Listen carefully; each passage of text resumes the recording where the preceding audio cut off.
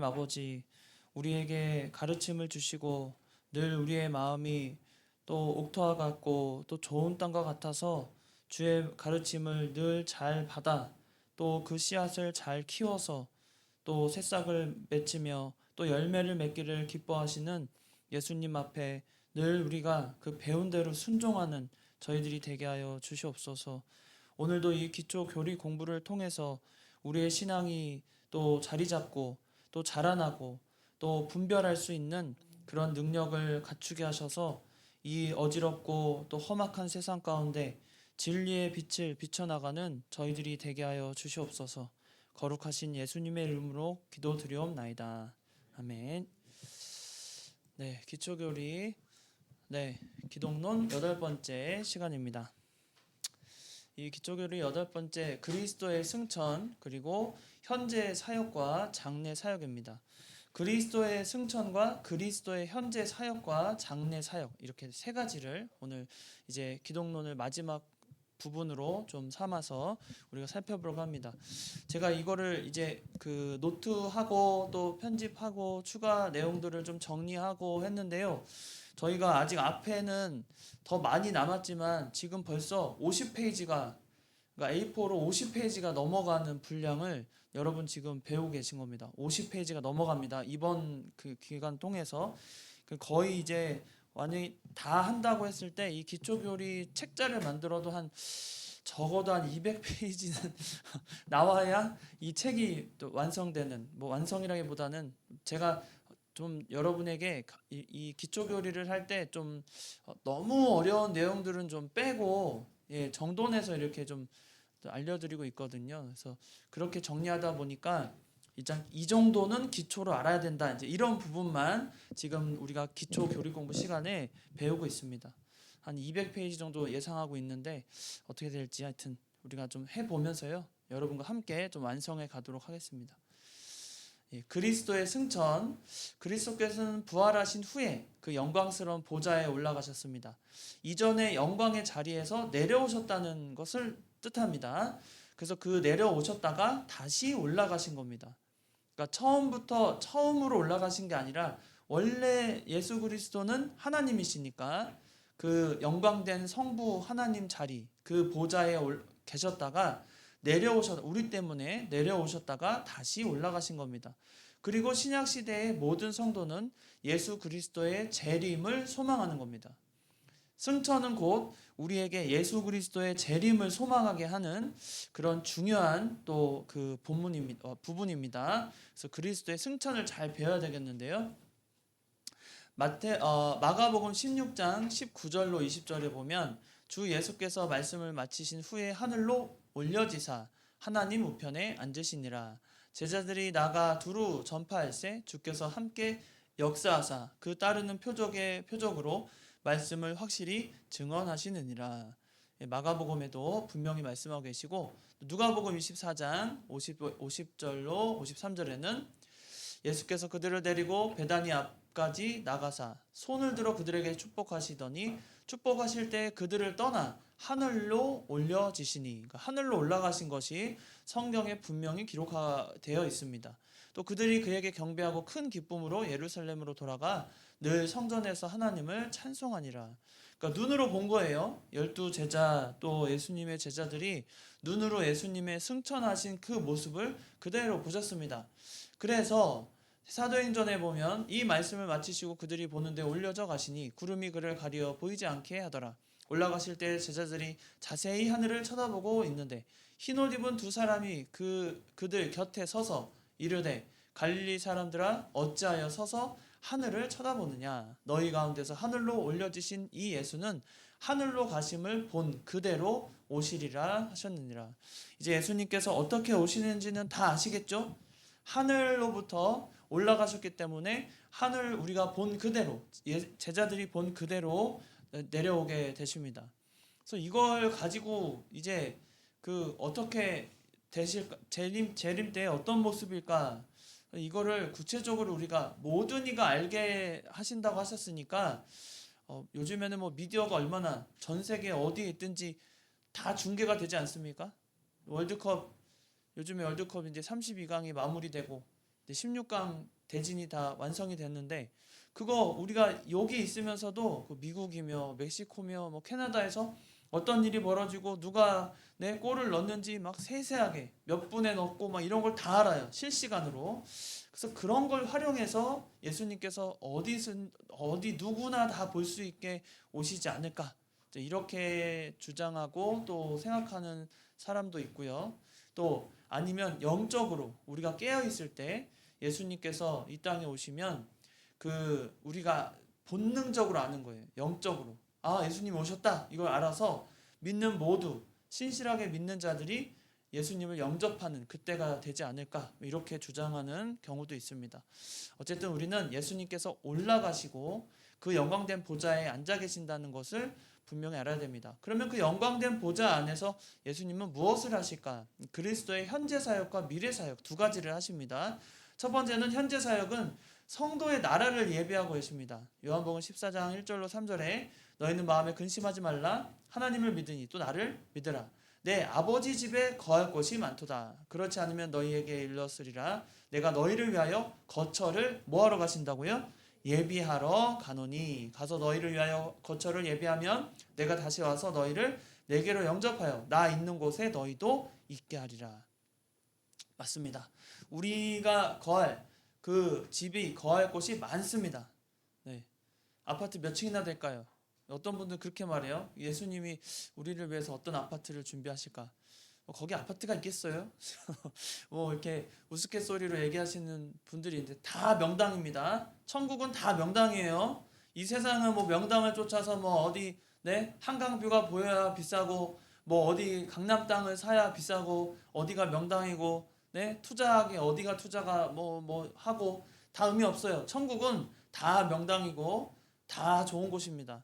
그곳에 넉넉하게 하나님의 백성들에게 필요한 모든 그 집을 거할 곳을 다 예비하고 계신다는 거예요. 그게 첫 번째 성도의 나라를 예비하고 계신다. 그리스도의 현재 사역입니다. 두 번째는 대제사장으로서 속죄를 담당하십니다.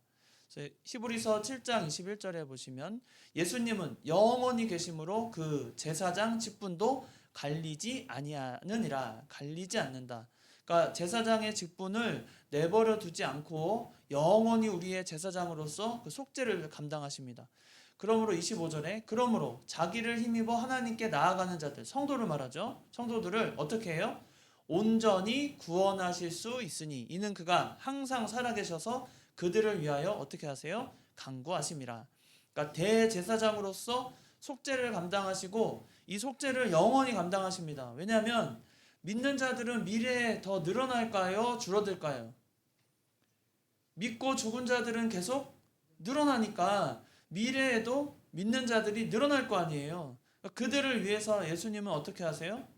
그들의 죄를 담당하셔서 속죄를 담당하시는 겁니다. 그 당연한 원리예요. 그래서 영원히 속죄를 감당하시고 영원히 제사장의 직분을 감당하시는 겁니다. 세 번째는 성도를 위해서 중보의 기도를 하십니다. 로마서 8장 34절에 누가 정죄하리요 죽으실 뿐 아니라 다시 살아나신 이는 그리스도 예수시니 그는 하나님 우편에 계신 자요 우리를 위하여 간구하시는 자시니라.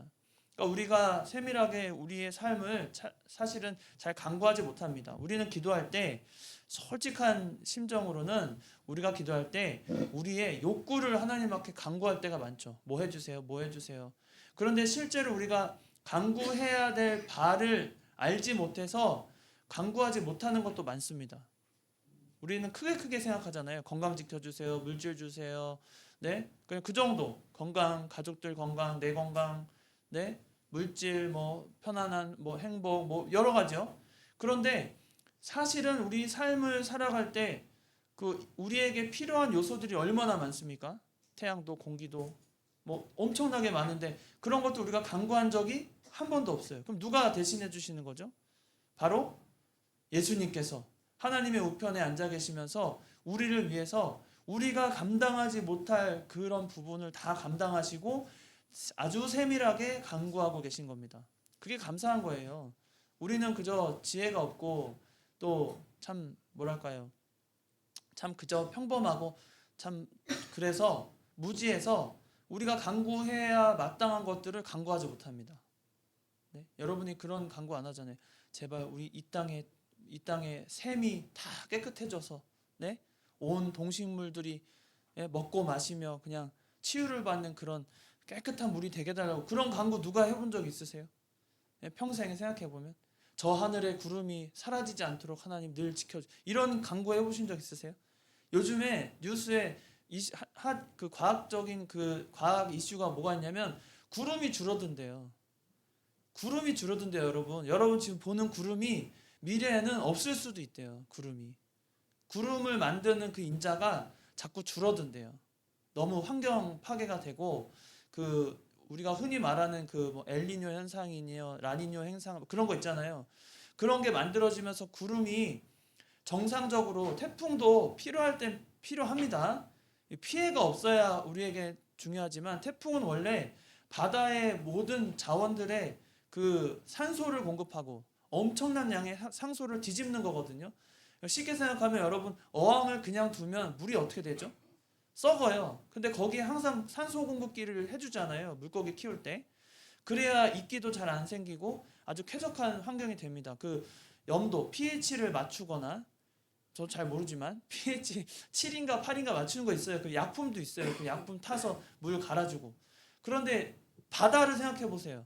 우리는 바다가 굉장히 크니까 뭐 알아서 뭐 바다가 파도치고 알아서 뭐 되는 줄 알지만, 사실은 하나님의 위대하신 역사가 여전히 일어나고 있는 거예요.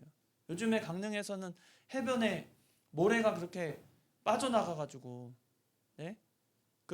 우리가 인공 구조물을 하도 만들다 보니까, 그러니까 관광객들을 위해서 여러 가지 뭐 계단도 만들고 뭐 바닷가 그 해변으로 내려가는 계단도 만들고 하다 보니까, 그게 파도를 쳤을 때 파도가 항상 치잖아요. 근데 파도 쳤을 때 그걸 막아주는 역할을 해줘야 되는데 그걸 못 해준대요. 인공 구조물 때문에. 그래서 그 해변에 그 모래사장이 줄어들고 있다는 거예요. 심각하답니다. 이번에 올해만 해도 뭐 강릉이나 그쪽 바닷가 전체 그 지자체에서 투입하는 비용이 막대예요. 막 몇십조 원입니다. 그걸 가지고 바다 지키겠다고 모래를 사다 붓기도 하고 뭐 채우기도 하고 그러거든요. 이 자연만물, 우리가 생각하는 것보다 굉장히 세밀한 작업이 필요한데 그걸 우리가 간구한 적이 없잖아요. 그러나 하나님은 그런 것을 다 간구하시고 우리를 위해서 모든 것을, 우리가 지금 눈에 보는, 여러분 그 맞이하는 자연 만물 얼마나 감사해야 되는지 모릅니다.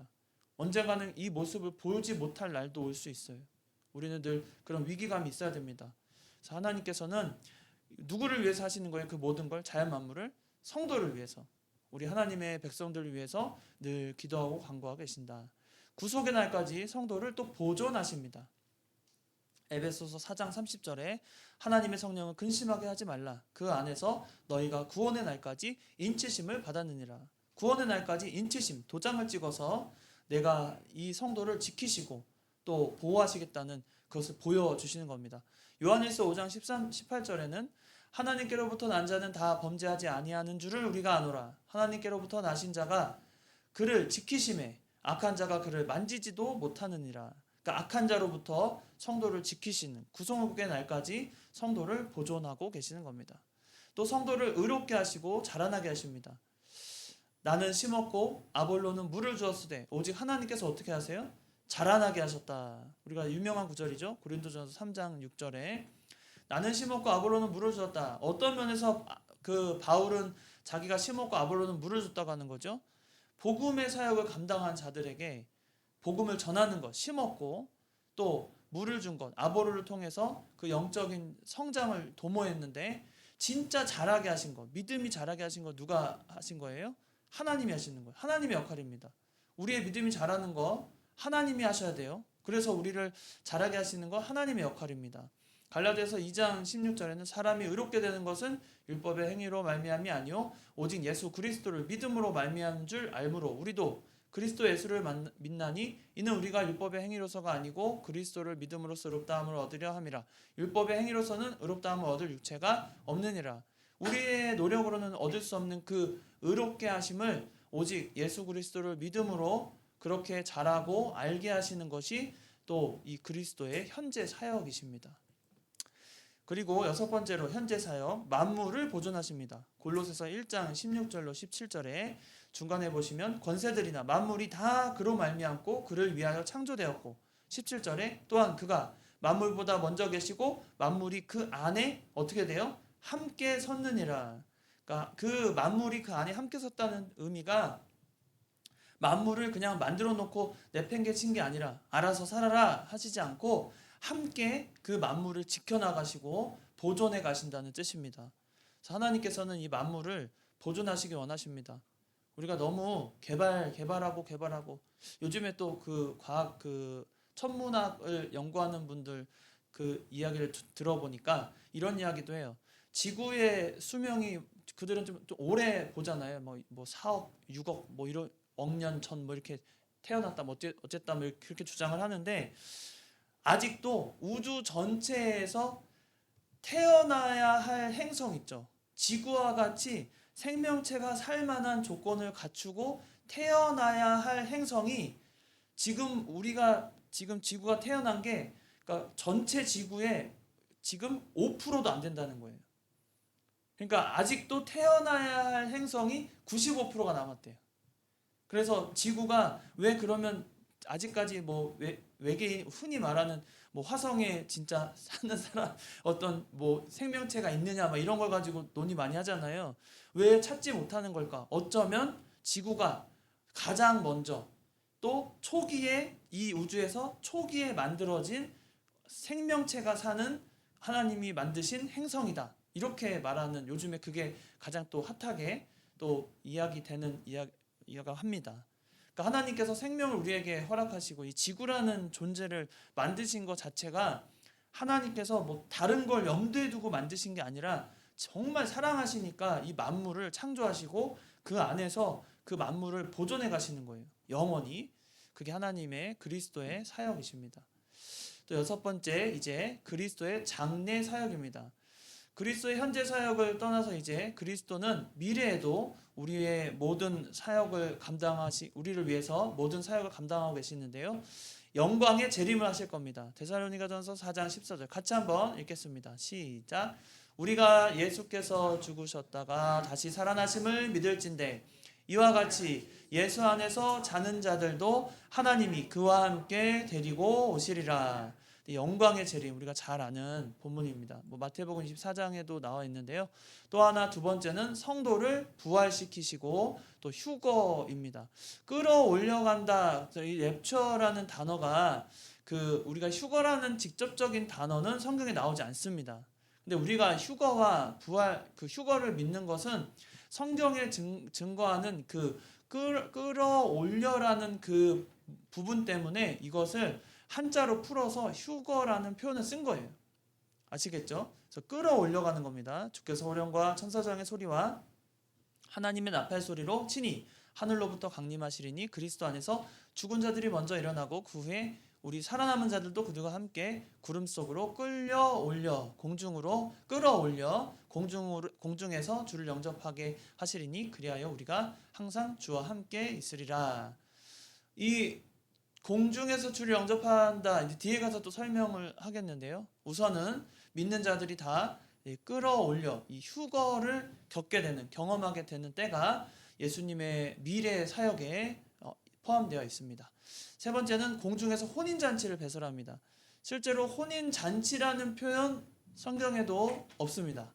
그러나 공중에서 혼인잔치를 배설하는 걸 어떻게 우리가 믿을 수 있냐? 말씀 가운데 이런 말씀을 주셨기 때문이죠. 계시록 19장 7절로 8절에 어린 양의 혼인 기약.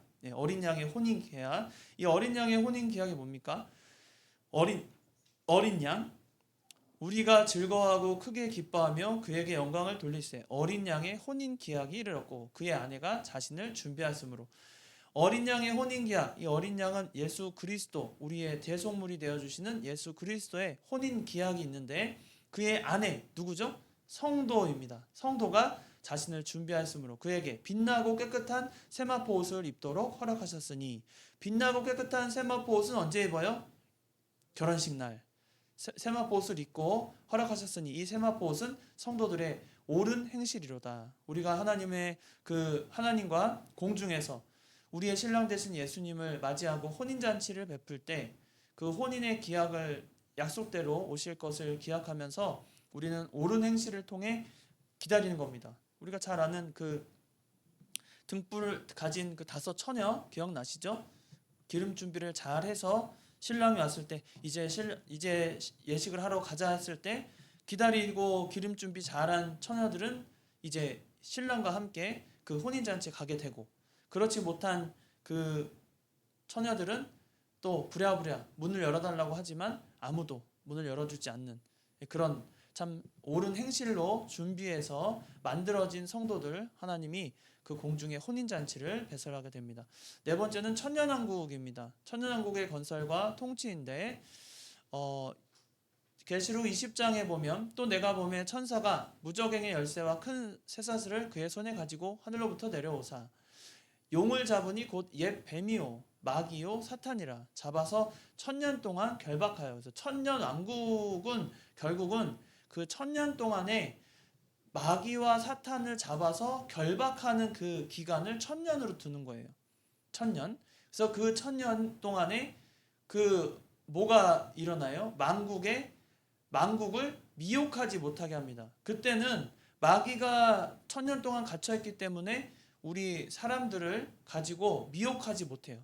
그때 얼마나 행복할까요? 모두가 선하고 모두가 정말 말씀 가운데 순종하고 부족함 없이 하나님을 기쁘시게 해드리는 그런 천년왕국의 건설과 통치를 예수님께서 이제 준비하고 통치하실 것입니다. 5번째는 백보자 심판입니다. 백보자 심판은 우리가 백보자, 그러니까 흰색이라는 거죠. 보자, 의자에 흰색 의자를 앉으셔서 심판하신다. 그래서 계시록 20장에 보면 큰 보자, 흰 보자와 그 위에 앉으시니 바로 백보자입니다. 땅과 하늘이 그 앞에서 피하여 간데 없더라. 모든 만물을 심판하시고 그 가운데 죽은 자들은 큰 자나 작은 자나 그 보좌 앞에 서 있는데 책들이 펴 있고 또 다른 책이 펴졌으니 곧 생명책이라. 죽은 자들이 자기 행위를 따라 책들에 기록된 대로 심판을 받으리니. 네, 백보자 심판 우리에게 이렇게 또 주십니다. 6번째는 영원 천국 세계를 통치하시고요. 계시록 22장에 보면, 제가 22장이 굉장히 길지만 거기에 보면 영원의 그 천국 세계가 어떤 모습인지를 다 설명하거든요. 그 중에 보면 맑은 생명수가 흐르고 나무 잎사귀들은 만국을 치료하고 또 다시 저주가 없고 밤이 없고 등불과 햇빛이 쓸데없는. 왜 등불과 햇빛이 쓸데없을까요? 퀴즈. 네? 천국에서는 왜 그 영원한 천국 세계에는 등불과 햇빛이 왜 쓸데없을까요? 예? 하나님이 어떻게 해요? 하나님이 맞아요. 그렇게 이해하실 수 있는데 우리가 정확히 이걸 표현하면 하나님의 영광의 광채가 햇빛보다 강합니까? 약합니까? 강하죠. 하나님의 영광의 광채가 빛나는 곳이기 때문에 햇빛이 아무리 빛나도 우리는 막 햇빛 뜨겁고 막 그런다고 하잖아요. 곧 이제 그럴 때가 옵니다. 여러분 차 탈 때마다 뜨겁다 그러고 막 이제 난리가 나요 이제. 근데 그건 아무것도 아니에요. 하나님의 영광의 광채가 너무나 빛나기 때문에. 네? 창조 그 원초적인 빛이잖아요, 하나님이. 그래서 그 영광의 빛이 광채가 빛나기 때문에 등불과 햇빛이 쓸데없는 그런 엄청나게 환하고 빛나고 그 영원한 세계의 통치를 하실 것입니다. 우리가 이 이야기를 들으면서 늘 생각하는 것이 우리에게 참 소망이 있고 이런 세계가 우리에게 허락되었다는 것이 얼마나 기쁨인지 그 기쁨을 만끽하면서 사시기 바랍니다. 이제 다음 주는 우리가 신론을 시작합니다. 신론. 원래는 이제 신론을 먼저 하고 그 다음에 이제 인간론, 죄론 이렇게 순서로 할까도 생각했는데 여러분이 이제 기초적으로 많은 것을 지금 배워 오셨기 때문에 구원론도 배우셨고 기독론도 배우셨고 다 기억이 나셔요. 이제 구원론, 개혁론, 뭐 성경에 나와 있는 여러 가지. 제가 말씀드렸죠. 초반에 여러분 지금 배운 게 A4로 50페이지 정도 지금 분량을 배우신 거예요. 50쪽. 이제 더 앞에 한 150쪽이 남아 있지만 한 4분의 1 지금 배우신 건데 그 중에 신론도 좀 중요합니다. 그래서 신론 이제 시작하면 여러분이 또 더 지혜롭게 또 많이 배우시고 또 그 지혜를 갖추시는 여러분 되기 바랍니다. 기도하고 마치겠습니다. 살아계신 하나님 아버지, 오늘도 변함없이 우리를 사랑하시고 또 모르는 것, 또 알지만 잊어버렸던 것들을 하나하나 생각나게 하시고 또 우리에게 그 하나님의 영광의 광채가 빛나는 그 천국을 소유한 자로 삼아주심을 감사를 드립니다. 우리가 기독론을 배우면서 그리스도께서 우리를 위해 무슨 일을 하셨고 또 어떤 사역을 남겨놓으셨고 우리를 위해서 어디까지 생각하시며 또 우리를 보존해 가시는지를 배우게 하심을 감사합니다. 우리가 간구하지 못하는 부분까지 예수 그리스도께서는 언제나 우리를 위해서 간구하시고 역사해 주심을 감사합니다. 우리는 그런 예수님을 믿고 신실히 마지막 때가 이를 때까지 예수 그리스도를 놓치지 말고 쫓아가며 배우려고 하고 힘쓰며 순종하는 저희들이 다 되게 하여 주시옵소서. 거룩하신 예수님의 이름으로 기도드리옵나이다. 아멘. 마쳤습니다.